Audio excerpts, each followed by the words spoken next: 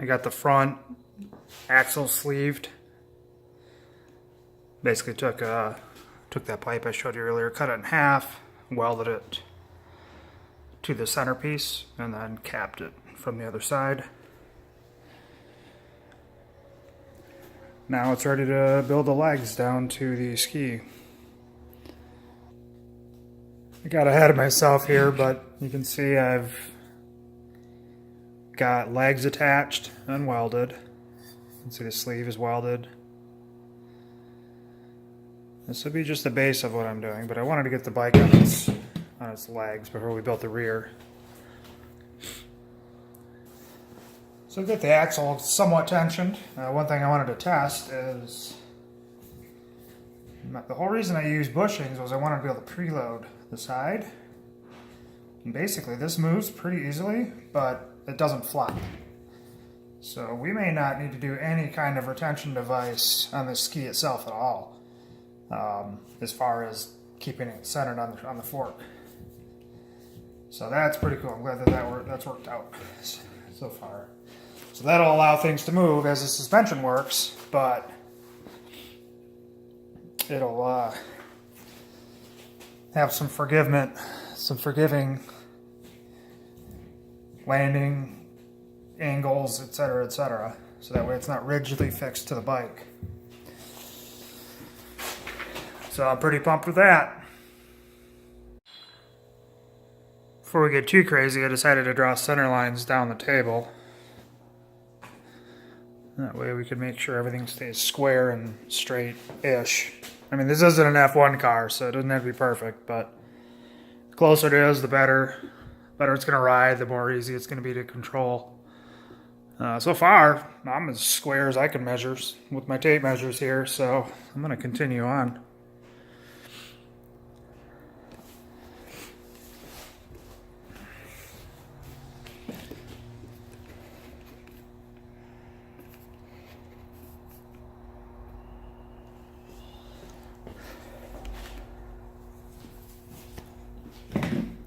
So I've got the rear leg cut. I ground this side, cut that side already. And now I'm going to figure out, now I have to notch this. So that's what I'm doing next. Really close on that angle too, actually. So basically I just notch the straight part.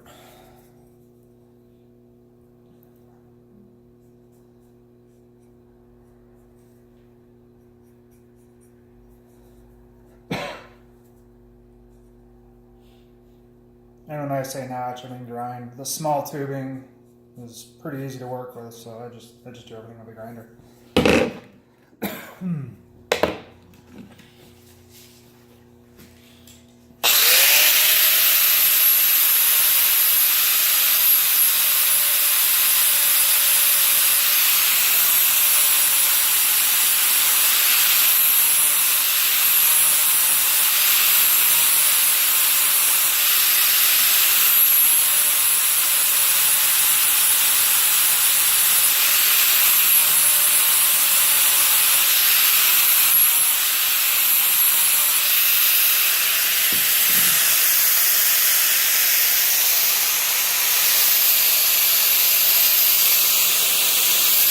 Needs a little more.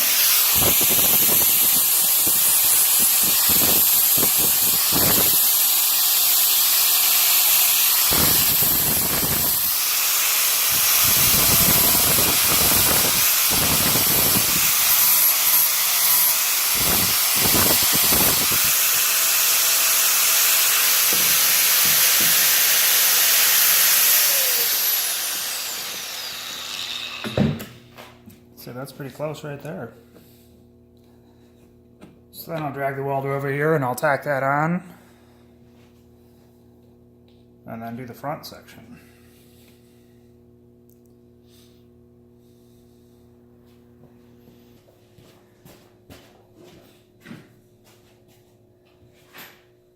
The welding lead's pretty short, so it's getting a little tight, but we'll make it. Give this a little grind, a little touch up.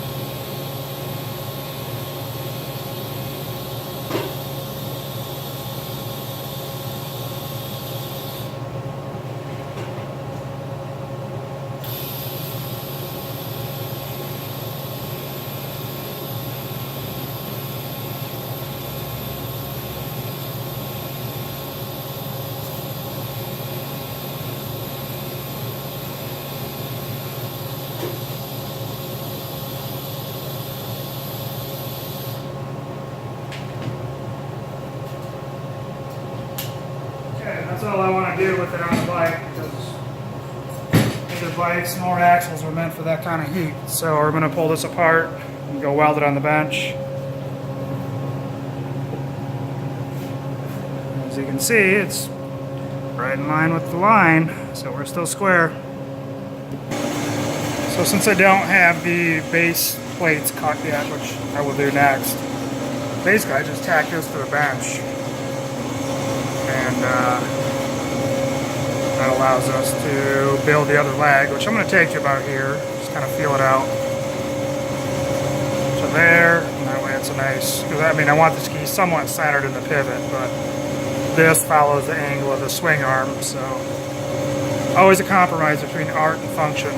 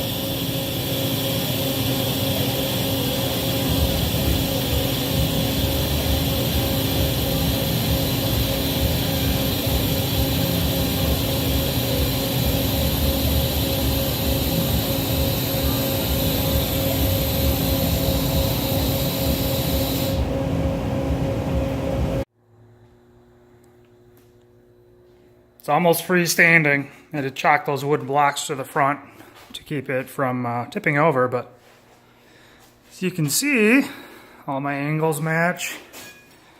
The front fork angle matches the front angle of the adapter, as well as the rear swing arm angle. Now I probably plan on having the rear ski,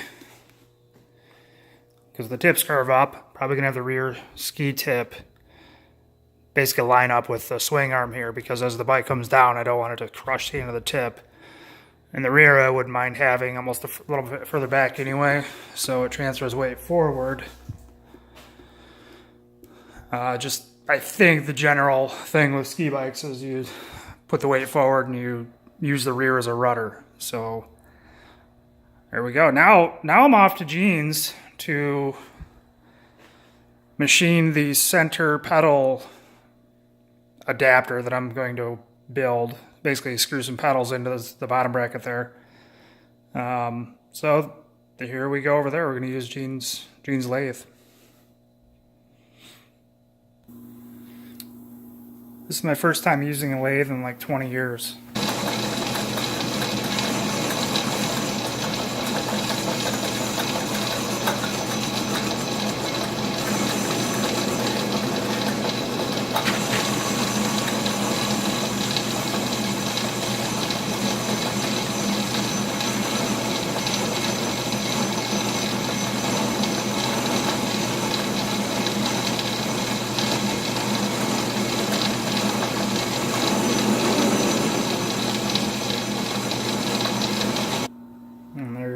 finished lathe part. Alright, we're back at the shop. Got the machine part. I cut it off to length.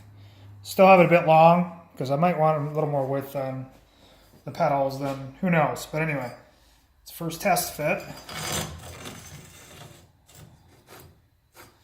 Look at that.